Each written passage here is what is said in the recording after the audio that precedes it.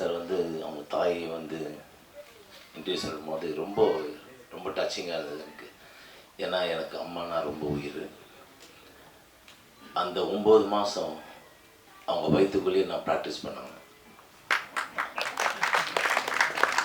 அவங்களுடைய இதய துடிப்பு தான் எனக்கு first click track, drum beat எல்லாமே. சென்ட்ரல் இந்த producers, director, music directors, entire crew அவங்களுக்கெல்லாம் என்னுடைய வாழ்த்துக்கள். அதே போல் ப்ரெஸ், மீடியா பீப்புள், குணா அவர் சொன்னார் இல்லைங்களா, குணா சார் சொன்னார் இல்லைங்களா, அது மாதிரி கரெக்டாக இது பண்ணுங்கள். யாரையும் வந்து கஷ்டப்படுத்தி நல்லா வாழ முடியாது யாரும். ஒருத்தரை கஷ்டப்படுத்துட்டிங்கன்னா அந்த கஷ்டம் உங்களுக்கு வரும் டெஃபினட்டாக. அது வந்து மிரர். எதுக்கு மிரரை வந்து வீட்டுக்கு என்ட்ரன்ஸ் வைக்க சொல்கிறாங்கன்னா ஒரு நல்ல இது, அது ரிஃப்ளெக்ஷன். ஸோ இந்த படம் என்டையர் டீம் இலா வந்து நமோ நாராயணி அவர் வந்து பெரிய பிளஸ்ஸிங். அந்த அம்மா அவங்களுடைய ஆசீர்வாதத்தில் அவர் வளர்ந்து அங்கே இருந்தவர். அவருடைய அண்ணன் வந்து மணிமொழி அண்ணன் எனக்கு டியூஷன் எனக்கு பியானோ கற்றுக் கொடுப்பார். நான் பாம்பே மூவ் ஆனதுக்கப்புறம் அந்த இது அப்படியே கட் ஆகிடுச்சு. இந்த சென்ட்ரல் உடனே அந்த ஸ்டேஷன் பார்த்த உடனே எனக்கு, நான் சின்ன வயசில் ஒரு 1975 என்னுடைய ஃபர்ஸ்ட் ரெக்கார்டிங் சொந்தங்கள் வாழ்கன்னு ஒரு படம் ஜெய்சங்கர் அங்கிள் லைக் பண்ணது. கேவி மகாதேவன் சார், புகழேந்தி சார் அவங்க இசையமைப்பில். என் அப்பாவுக்கு வந்து ஆக்சிடெண்ட் ஆச்சு. நான் சப்ஸ்டியூட்டாக போனேன். அப்படி போகும்போதெல்லாம் அப்போதுலேருந்தே எனக்கு மியூசிக் டைரக்டர் சொல்லிட்டாங்க, அப்பா கிட்ட சிவமணியா வரட்டும் கூட வந்து வாசிக்கிட்டோன்னு, எனக்கு ரொம்ப பிடிச்சிருக்கு. அப்படியே வாசிக்கும் போது அங்கங்கே அப்படியே பாலு சார், என்னுடைய காட்ஃபாதர் திரு எஸ்பி பாலசுப்ரமணிய அண்ணா வந்து அவர் என்னுடைய டேலண்ட்டை பார்த்துட்டு, mister Anandan, I am taking your son my road shows.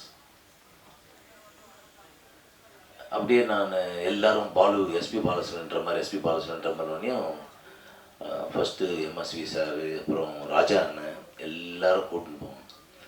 அப்போ நான் இங்கே ரெக்கார்டிங் 2 to 9 வாசித்துட்டு இங்கேருந்து பஸ் எடுத்து பார்க் லிபர்ட்டி தேட்டருக்கு வந்து லிபர்ட்டிலேருந்து ஸ்டேஷன் அந்த எலக்ட்ரிக் ட்ரெயினை எடுத்து சென்ட்ரல் வருவேன். நான் சென்ட்ரல்லேருந்து ஒரு ரிக்ஷா பிடிச்சி நேராக மூலக்கொத்தலம் என்னுடைய ஏரியா, நான் வளர்ந்த இடம் பேசன் பிரிட்ஜ், அதில் ரிக்ஷாவில் போயிடுவேன். நான் டெய்லி ராத்திரியில் சென்ட்ரல் ஸ்டேஷன் தான் க்ராஸ் பண்ணுறது.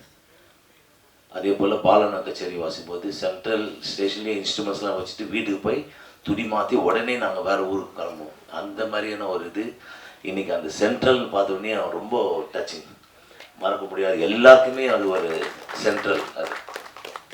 ஸோ இங்கே வந்திருக்கும் பெரியவர்கள் எல்லாருக்கும், அண்ணன் உதயகுமார் அண்ணன் எல்லாரும், இதே போல் சார் அண்ட் என்னுடைய வாழ்த்துக்கள். எல்லாம் you done a very good composition, very touching, and the songs எல்லாம் ரொம்ப நல்லா இருந்தது.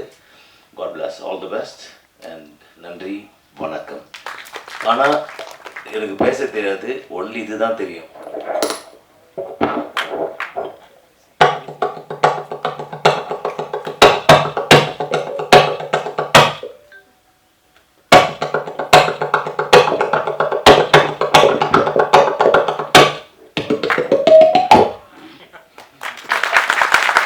நன்றி, இங்கே வந்ததுக்கு மக்களுக்கும் நன்றி. இங்கே பெரியவங்க எல்லாருக்கும் அவங்க பேர் சொல்ல எனக்கு தகுதி இல்லை, அதனால் பொதுவாக பேர் இருக்குன்னு சொல்லிடுறேன். நான் இப்போ நன்றி தான் சொல்ல போகிறேன். என்ன பெற்றெடுத்த அம்மா அப்பாவுக்கு ஃபஸ்ட்டு நன்றி, என்ன இப்படி ஒரு நல்ல பிள்ளைய ஃபஸ்ட் எடுத்ததுக்கு. அடுத்தது எனக்கு இந்த சான்ஸ் கொடுத்த பாரதிக்கு, இந்த சான்ஸ் கொடுத்த பாரதிக்கு நன்றி. இந்த பாரதி இவர் தான் மியூசிக் சொன்னோன்னு ப்ரொடியூசர் எந்த கேள்வியும் கேட்காம ஓகே இவர் இருக்கட்டும் தோணுதுக்கு ப்ரொடியூசருக்கு ஒரு நன்றி. அப்புறம் எங்கள் அண்ணா வந்திருக்காரு இங்கே, அவர் ரீரெக்கார்டிங் என்ன வேணும்னு சாதினூர் வீட்டை கேட்டு ஒரு சிஸ்டம் பெருசாக பண்ணி கொடுத்துட்டு எனக்கு ஒர்க் பண்ண வச்சார். கொஞ்சம் ஏன் தான் அவர் தான் எங்கள் அண்ணன். அப்புறம் என் கூட ஒர்க் பண்ண சதீஷ் இருக்காரா, இருந்தார், அவருக்கும் நன்றி. ரீரெக்கார்ட் நிறைய ஒர்க் பண்ணார். அப்புறம் என் கம்போசிங்க்கு ரொம்ப உதவி வந்து அவங்க மதுப்பிரியா, அவங்களுக்கும் என் நன்றின்னு நினைக்கிறேன். இதுக்காக தான் நான் இந்த இது பண்ணேன். நன்றிங்க. தான் பொண்டாட்டி பிள்ளையில விட்டுட்டு பசி பட்டினி கொடுமையில ஒரு கதையை தயார் பண்ணி ஒரு தயாரிப்பாளர் கிடைச்சிட மாட்டாங்களா, என்னுடைய வாழ்க்கை மாறிடாதான்னு நினைச்சுட்டு இருப்பான். அப்படியே ஒரு ப்ரொடியூசரை பிடிச்சி ஒரு படத்தை பண்ணி கொண்டு வந்தா 3 நிமிஷத்துல சோழியை முடிச்சு போடுறாங்க. அந்த 3 நிமிஷம் தான். அது மாடலேஷனே பாருங்க எப்படின்னா, இப்ப பார்த்தோம்னா இன்னைக்கு பார்க்க போறப்பனா ஒரு படம் இடத்துல இருந்து கடைசி வரைக்கும் வெட்டுறியான் குத்துறியான், ஏன் குத்துறியான், எதுக்கு குத்துறியான், எதுக்குனே தெரியல. இந்த டைரக்டர் பூரா மஞ்சள் பை தூக்கிட்டு படம் எடுக்கணும் வந்துடுறான். இந்த அஜித்தை பார்த்தீங்கன்னா இவர் வந்து மூஞ்சி சொதன்னு இருக்கு, சப்பாத்தி மாவு பெச மாவு வச்சுக்கிட்டு இவரெல்லாம் ஆடுறாருன்னு சொல்லி உருவ கேளிகளை செய்றீங்க. ஒரு படத்தை வீணடிக்கிறீங்க, அந்த படத்தினுடைய உழைப்பை கெடுக்கிறீங்க, ஒரு புது இயக்குனரை கொல்றீங்க, ஒரு தயாரிப்பாளரை கொல்றீங்க. இது மாதிரி நிறைய விஷயங்கள். ஏன் நான் சொல்றேன்னா, இது சின்ன படம் தாங்க, ஆனா நல்ல கதை. நீங்க பத்திரிகையாளர் நண்பர்கள் நிறைய சகோதரர்கள் எனக்கு இருக்கீங்க, நண்பர்கள் இருக்கீங்க. இந்த படத்தை நல்லபடியா எழுதுங்க. இந்த படம் உயிர் வரும் பொழுது இன்னொரு படைப்பு உயிராகிறது. இன்னொரு படைப்பு வருகிற போது இன்னொரு பேருக்கு இயக்குனர் வேலை செய்வதற்கான ஒரு வாய்ப்பு கொடுக்கிறார். அதே மாதிரி நடிகர் நிலை கொச்சமாக பேசுவது, அந்த நடிகை அவ கூடப்படுத்தா, இந்த நடிகை இவ கூடப்படுத்த கேடுகிட்ட பைல்வான் ரங்கநாதர் மாதிரி வாழ்க்கையை தொலைச்சிடாதீங்க. இன்னைக்கு அசால்ட்டா ஒரு வார்த்தையை சொல்லிட்டு போயிடுவாங்க இந்த நடிகை அவ கூட அப்படின்னு. ஆனா இன்னைக்கு உளவியல் சிக்கல் என்னன்னா, இன்னைக்கு அந்த நடிகை வந்து இன்னைக்கு ஒரு திருமணம் முடிச்சு அவங்களுக்கு 2 பிள்ளைங்க இருக்கலாம். இன்னைக்கு யூடியூப்ல அதை கேட்கும் பொழுது அந்த பிள்ளைக்கு உளவியல் ரீதியா எவ்வளவு பாதிப்பு இருக்கும். அந்த வீட்டுல பேரண்ட்ஸ் நம்ம அம்மா அப்படியா நம்ம அப்பா அப்படியா போது இந்த சிக்கலே தெரியாம இந்த போலீஸ்காரங்களே பொறிக்காதான் இருப்பாங்க கூட. அது மாதிரி தான் இந்த பைல்வான் ரங்கநாதன். ஏன் அப்படின்னா, இது என்னுடைய கடமை, நீ எனக்கு வாய்ப்பு கொடுக்காம போ, எனக்கு அதெல்லாம் தேவையில்லை. ஆனால் சினிமா இயக்குநர்களுக்கும் நடிகர்களுக்கும் ஒரு பிரச்சனைனா நான் முதலால குரல் கொடுப்பாங்க. அப்படித்தாங்க ஸ்ரீகாந்துக்கு இன்னைக்கு பிடியில் எடுத்திருக்கேன். என்னுடைய ரெஃபரன்ஸ்ல தான் ஸ்ரீகாந்த் அட்வொகேட் ஃப்ரெண்ட்ஸை வச்சு தான் அவர் வெளியில் எடுத்திருக்கேன். அவர் கைது பண்ணும்போது எத்தனை மீடியா போய் அவரை போய் அசிங்கப்படுத்துறீங்க, அவமானப்படுத்துறீங்க. ஏதோ ஒரு மன உளைச்சல் பயன்படுத்திட்டாரு, தப்பு தான், இல்லைன்னு சொல்லல, அரசாங்கம் தண்டனை கொடுக்கட்டும். ஆனா மீடியா பீப்புளுக்கு கொஞ்சமாவது, ஒரு சில மீடியாக்கள் தான் சொல்றேன், ஒரு அறம் வேணாமா. இப்ப அவர் பிணையில் ஆயிட்டாரு, ஆனா வெளியில வரல. சோ இந்த மாதிரி நிறைய பிரச்சனைகள் இந்த மீடியா நண்பர்கள் எடுத்துட்டு போங்க. லேட்டஸ்டா கூட இதை ஒண்ணு மட்டும் சொல்லி முடிச்சிடுறேன். இந்த பீனிக்ஸ்னு ஒரு படம், தம்பி விஜய் சேதுபதியோட சூர்யா சேதுபதி, அவனை என்ன மாதிரி ட்ரோல் பண்ணி அவமானப்படுத்தி அசிங்கப்படுத்தி, இது உங்களுக்கு தெரியாதுங்க. நீங்க சொல்லிட்டு நீங்க ஒரு வியூவர்ஸ் கிடைக்கிறதுக்காக போயிருவீங்க. அது உளவியல் ரீதியா மிகப்பெரிய பாதிப்பு. அவன் பப்ளிக்கா போட்டான், ஒரு ஆட்டிடியூட காட்டிட்டாப்ல தம்பி, அவன் மனசார சாரி கட்டுட்டான், அவங்க அப்பே விஜய் சேதுபதி சாரி கட்டுட்டான். இதுக்கு மேல அவனை ட்ரோல் பண்ணி ஓட்டி தேங்க்ஸ் மீட்டிங்ல இதே மேடையில நான் உங்களை அடுத்த படத்துல சந்திக்கிறேன் அப்படின்னு சொல்லிட்டு மனம் இறங்கி போறான். ஒரு வார்த்தை கொல்லுங்க, ஒரு வார்த்தை வெல்லுங்க. அடுத்தவனுடைய உணர்வுகளையும் அடுத்தவனுடைய வழியையும் அடுத்தவனுடைய கண்ணீரை வைத்து நீங்க யூடியூப்ஸ்ல சம்பாதிக்கிறீங்கன்னா, அதை சாப்பிடுறீங்கன்னா, அந்த காசு மலத்துக்கு சமங்க, பிணந்தின்னும் கழுகுகள் அல்ல. நிறைய யூடியூபர் நண்பர்கள் அறத்தோட இருக்காங்க, நல்ல ரிவ்யூஸ் கொடுக்குறாங்க, நல்ல பதில்களை கொடுக்குறாங்க. ஒரு படம் ஓடட்டுமே. ஆர்கே செல்வமணி ஒரு மேடையில் சொன்னாங்க, வெள்ளி சனி ஞாயிறு 3 நாள் படத்தை பத்தி குறைய எழுதாதீங்கன்னு. பல பேரோட உழைப்பு இருக்குங்க. ஒரு 2 கோடினா கூட அதுக்கு என்ன வட்டியாச்சு? அதை நீங்கள் உணர்ந்து கொள்ளுங்கள். பத்திரிகையாளர் நண்பர்கள், நீங்கள் வந்து கொஞ்சம் அறத்தோட செயல்படுங்க. நிறைய பிரச்சனைகள் இந்த நாட்டில் போயிட்டு இருக்கு, குறிப்பா தமிழ் சினிமாவில். நீங்கள் ஆரோக்கியமா இந்த சினிமா இருக்கணும்னா உங்களை போன்ற பத்திரிகை நண்பர்கள் இதை ஆரோக்கியமான முறையில் எடுத்துட்டு போங்க. தம்பி பாரதி சிவலிங்கம் கஷ்டப்பட்டு ஒரு அற்புதமான ஒரு படைப்பை கொடுத்துருக்கிறாரு. இந்த படம் நிச்சயம் தப்பு பண்ணாது. Empowerment is a powerful tool of politics and human society and human life. இதுதான் கதையோட சூட்சமோ. படம் பார்க்கும்போது உங்களுக்கு புரியும். மறுபடியும் அண்ணன் பேரரசு அவர்களுக்கு என் மனமார்ந்த வாழ்த்துக்கள். கேமராமேன். அரசியலுக்கு வர்றாங்க, காய் நகத்தில்னா அரசியலில் அவங்க பருப்பு வேகாது. யாராக இருந்தாலும் சரி, அறிஞனாக இருந்தாலும் சரி, முட்டாளாக இருந்தாலும் சரி. பல சமயம் முட்டாள்கள் தலைவர்களாக இருக்கு, பல சமயத்தில். ஆனால் அறிவாளி தான் ஜெயிப்பான். அதனால் அரசியல் என்பது சினிமாக்காரன் இல்லை, நாடகத்தில் நடிக்கிறவன்றது இல்லை, சாதாரண தொழிலாளி இல்லை, மூட்டை தூக்கிறவங்க, டீ கடை வச்சிருக்கிறவங்க இல்லை. யார் வேணாலும் அரசியலுக்கு வரலாம், யார் வேணாலும் வரலாம். அது இந்த நாட்டோட சுதந்திரம், சுதந்திர இந்தியாவோட. தயவு பண்ணி அந்த மாதிரி தப்பான இதுகளை யாரும் பேசுறது. யார் வேணாலும் வரலாம். அவங்க வந்த கட்சியில் அவங்க சரியான அரசியல் செய்கிறார்களா அப்படின்றது நீங்கள் பார்த்தா அது உங்களுடைய விருப்பம். நீங்கள் வாக்களிக்கிறதும் வாக்களிக்காதும் உங்களுடைய விருப்பம், என்னுடைய விருப்பம். என்ன சொல்கிறீங்க? தயவு பண்ணி அரசியல்வாதிக்குன்னு ஒரு தகுதியை யாருமே நிர்ணயிக்க முடியாது. எப்படி திரைப்பட இயக்குனருக்கு ஒரு தகுதியை, ஒரு நடிகனுக்கு ஒரு தகுதியை நீங்கள் நிர்ணயிப்பது இல்லையோ, அந்த மாதிரி அரசியல்வாதிக்கும் தகுதியை நிர்ணயிக்க வேண்டிய அவசியம் இல்லை. யாருக்குமே தகுதி அவர்களுடைய வெற்றியை பொறுத்து தான் தகுதி நிர்ணயம் செய்யப்படுகிறது. நான் ஜெயிச்சாதான் இந்த உதயகுமார் இந்த மேடையில் ஒரு ஒரு சிறப்பு அழைப்பாளராக வர முடியுது.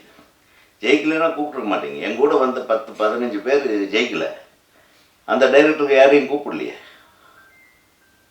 ஸோ வெற்றி தான் நீங்கள் வந்து நிர்ணயிக்கிறதே தவிர நீங்கள் கொள்கை பிடிப்பு அது நல்லவன் கெட்டவன் இதெல்லாம் கிடையவே கிடையாது. அதனால் அரசியலுக்கு மட்டும் தனியாக ஒரு தனி கொம்பெல்லாம் கிடையவே கிடையாது. சினிமாவுக்கு என்ன கொம்போ அதே கொம்பு தான் அரசியலுக்கு. ஒரு கூலி வேலை செய்பவர்களுடைய தனி கொம்பு என்னவோ அந்த கொம்பு தான் அடுத்தவங்களுக்கு. கரெக்டானே? அனைவருக்கும் ஒன்று தான். அரசியலமைப்பு சட்டம் என்ன சொல்கிறது? இந்திய நாட்டின் பிரஜைகள் யார் வேண்டுமானாலும் வாக்களிக்கலாம், யாருக்கு வேண்டுமென்றாலும் வாக்களிக்கலாம். அதுதான். அதே மாதிரி பேசுது அது கரெக்டு. நீங்கள் அண்ணன் அதை நம்ம சொல்லலாம். நீங்கள் சமூக சிக்கலை தெரிந்தவர்கள் இப்போ திருமாவளவன் மாதிரி ஆட்கள், சரி எனக்கு தெரியாதான்னு இன்னொரு கட்சிக்காரன் கேட்பான். அதுதான் பிரச்சனையே.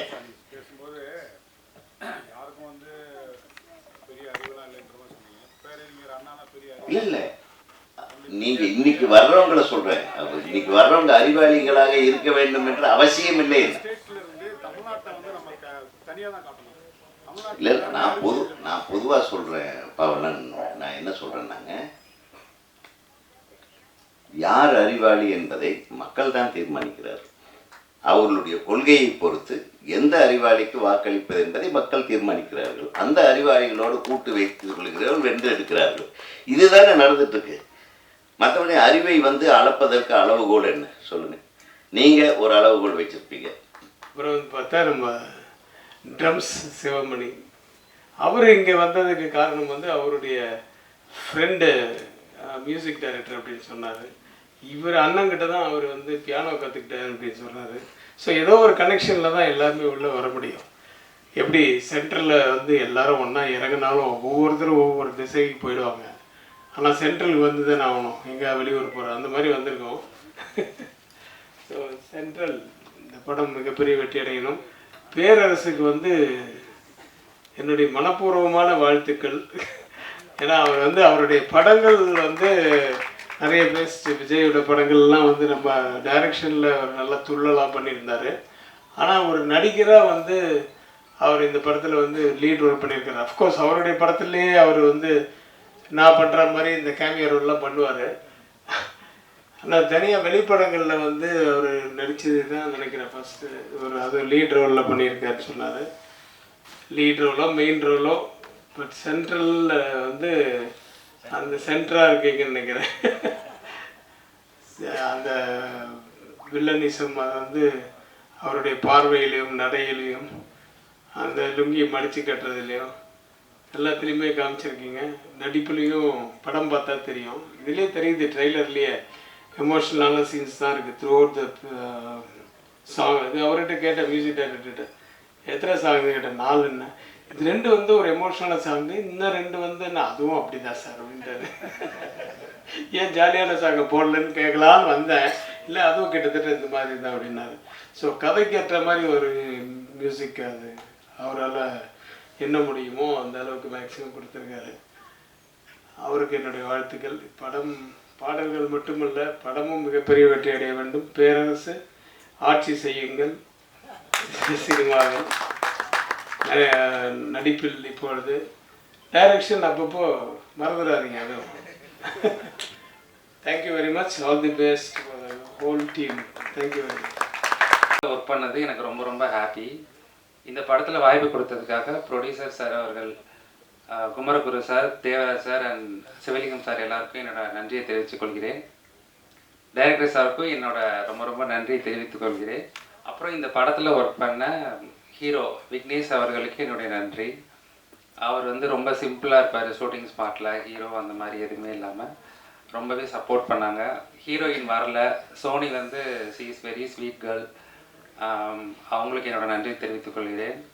அப்புறம் படத்தில் ஒர்க் பண்ண கேமராமேன் சார், இவரை மாதிரி நான் பார்த்ததே இல்லை. ரொம்ப ரொம்ப அமைதியாக இருப்பார் ஷூட்டிங் ஸ்பாட்டில். அப்புறம் பேரர் சார், அவரை வந்து எனக்கு சின்ன வயசில் ரொம்ப பிடிக்கும். திருப்பாச்சி, சிவகாசி படம் நான் நிறையா வாட்டி பார்த்துருக்கேன் தேட்டர்ஸில். ஸ்க்ரீனில் பார்த்தவருக்கு நான் ஃபியூச்சரில் மேக்கப் பண்ணுவேன்னு நினைக்கவே இல்லை. நான் மேக்கப் பண்ணும்போது கூட சொன்னேன், இதெல்லாம் எனக்கு வந்து ஒரு ட்ரீம் மாதிரி இருக்குது அப்படின்ட்டு. படம் சீக்கிரமாக ஸ்டார்ட் பண்ணி கடகடன்னு ஃபாஸ்ட்டாக முடிச்சிட்டாங்க. எப்படி முடிஞ்சுன்னே தெரியல. அப்புறம் படத்தில் பார்த்தீங்கன்னா நிறைய ஃபைட்டு, ஆக்ஷன் சீன்ஸ்லாம் இருக்குது. ஸோ இதில் வந்து நிறைய ப்ராஸ்தட்டிக் மேக்கப்பில் எனக்கு நல்ல ஒரு டிஃப்ரெண்ட் எக்ஸ்பீரியன்ஸாக இருந்தது. படத்தில் நடித்த மற்ற ஆர்டிஸ்ட் எல்லாருக்குமே ரொம்ப ரொம்ப நன்றி தெரிவித்துக்கொள்கிறேன். எல்லாருமே ரொம்ப சப்போர்ட் பண்ணாங்க. நல்ல ஒரு அனுபவமாக இருந்தது. திரும்ப ப்ரொடியூசர் சார் அவங்க சொல்லணும், ஷூட்டிங் ஸ்பாட்டில் வந்து அவங்க வந்து எங்களுக்கு ஹெல்ப் பண்ணுவாங்க. ஏதாவது வேணும் அப்படின்னா உடனே பண்ணி கொடுப்பாங்க. ப்ரொடியூசர் அந்த மாதிரி எதுவுமே இல்லாமல் ரொம்ப சிம்பிளாக இருப்பாங்க. ஸோ இந்த படம் வெற்றி பெறணும்னு நான் கடவுளை ப்ரே பண்ணிக்கிறேன். இந்த படத்தில் வாய்ப்பு கொடுத்ததுக்காக நான் ரொம்ப நன்றி திரும்பவும் தெரிவிச்சுக்கிறேன். இதே மாதிரியே எங்கள் கம்யூனிட்டி மக்கள் நிறைய பேர் இப்போது படத்தில் நடிக்கிறாங்க, டெக்னீஷியனாக ஒர்க் பண்ணுறாங்க. இன்னும் நிறைய பேர் வரணும், நிறைய பேருக்கு நீங்கள் வாய்ப்பு கொடுக்கணும்னு நான் கேட்டுக்கொள்கிறேன். ரொம்ப ரொம்ப நன்றி.